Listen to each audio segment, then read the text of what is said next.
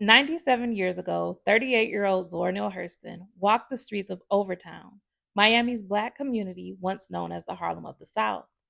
The queen of the Harlem Renaissance was on a mission as a pioneering anthropologist, not just to achieve excellence, but to preserve it.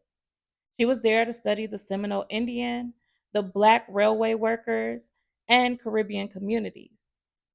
Zora was documenting authentic cultural life at a time when Blackness and Black identity were being defined by both art and science. She was gathering story, protecting it, shaping it. But while she was there, she wrote a letter to Langston Hughes that history rarely centers. She said she was too tired, that she had no rest, no peace of mind.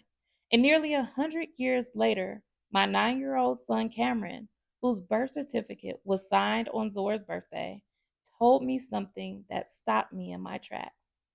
He said, I feel like I'm being punished for being smart. And in what Zora wrote, and what my son felt, and what I've been grappling with my entire life, I found the same story.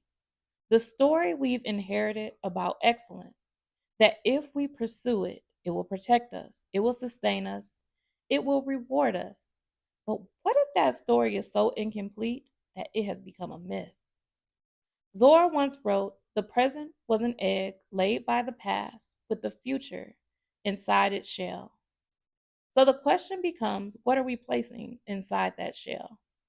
Because the stories we inherit, the stories we curate, and the stories we choose to tell are shaping how our children understand what's possible, what's required, and what it will cost them to become. Because stories are not just stories, they are what carry us forward.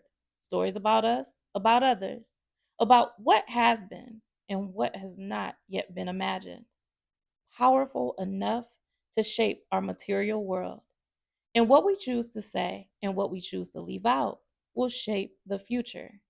My name is Ray Chesney, and at 38, the same age Zora was when she walked Overtown, I've been invited to walk those very streets and take the stage as a 2026 TEDx speaker. I won't just be telling a story, I'll be questioning the one we've been living inside of, and I'll be inviting you to do the same.